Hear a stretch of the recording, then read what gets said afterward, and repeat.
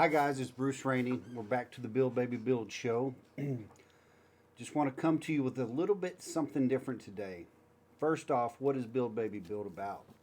It's about building you, it's about building your business, and it's about building your real estate portfolio. Mostly we focus on real estate and how to grow your portfolio and how to build your business around that. But from time to time, I want to step back and I want to talk about a little bit about building you. And really, the question I want to get at is what are you feeding your brain? What are you feeding your mind? And what are the things that are potentially holding you back from actually going out and getting what you want? Listen, guys, I coach a lot of people, I talk to a lot of people, and the thing that is the most common thread in all of the things that I get from my students are somebody else got lucky, I'm not the lucky one, they know something I don't know. There's always this limiting belief or a layer or layers of limiting beliefs that there's some reason that they're not good enough to do what other people are doing. I can tell you guys, I've been in this industry a long time. There are some brilliant people doing this for a living, and there are some not so brilliant people doing this for a living, and they're all successful. They've all found a way to dig in, find their niche, and be successful and make a ton of money.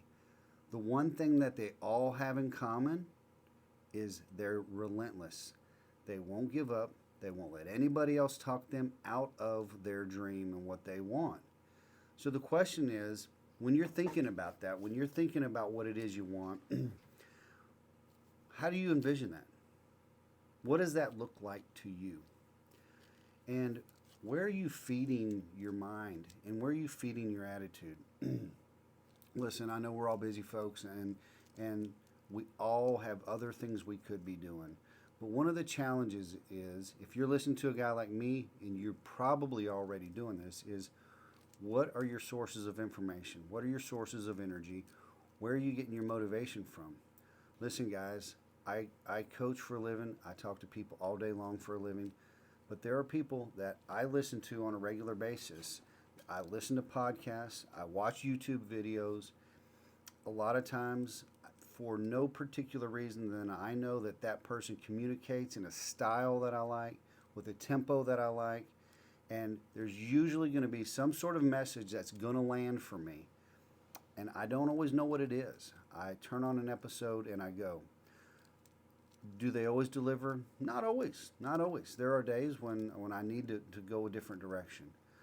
So if you're not out there doing this on a regular basis, and when I say regular basis, I mean a little bit of something every day, you can do a little bit more and you can push yourself a little bit harder. Now, guys, I'm not telling you who to listen to. I will tell you some of the people that I listen to on a regular basis. These are all probably names that you've heard of, but these people have messages.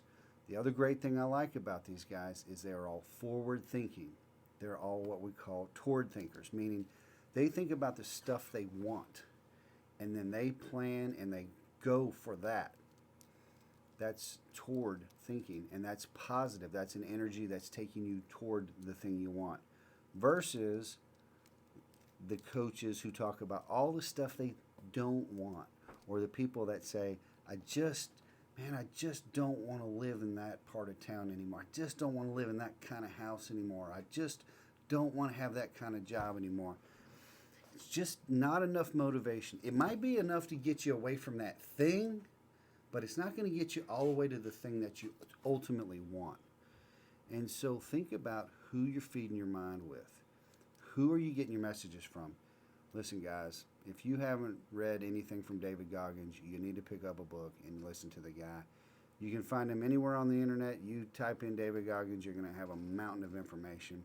This is a guy who's been through hell, and he came out a winner, and it's because he wouldn't give up. Grant Cardone, if you're in the real estate world and you're looking to be involved in real estate and you haven't heard of this guy, you're not looking very hard. You're not trying to educate yourself. He is everywhere. And I'm going to tell you, whatever you think, he thinks you should be thinking bigger, positive, grow it, do it. The guy's fearless. Andy Frisella, Ed Milet, and one of my favorites, guys, this guy lives here in Austin, Texas with me, Alex Hormozy. I'll tell you, one of the smartest guys and the best communicators I've run into in a long time. Always thinking positive. He actually has one of my favorite quotes that I use with people all the time, and this is something I will leave you guys with. I didn't want to make this a long one today, but I'll leave you with this quote I got from Alex Hormozy. I'm not sure it's originally his. I don't know where it came from, but I did hear it from him. He says, I don't try. I do what's required. Think about that. The word try already presupposes failure. I don't try. I do what is required. Let me give you an example. Easy story, guys. I am shooting this video 11:43 at night. I've had a long day, did a lot of stuff, a lot of coaching, a lot of my own activities. I have my own personal dedication and commitment to this show is to shoot a video every day. Now, I'm tired. I'd love to be in bed and be thinking about what I'm going to do tomorrow, but I have a commitment to myself, and right now I am doing what's required. So when you get in a jam and you have that opportunity to make the choice of picking the easy way out, ask yourself, if you have a pattern of always taking the easy way out, what's it going to get you? Is it going to get you to the thing you want? And if you're already in a place in your life where you don't have what you want, what patterns in your life have gotten you to that point? I don't think those are going to be the ones you want to use to get you where you want to go. So think about that.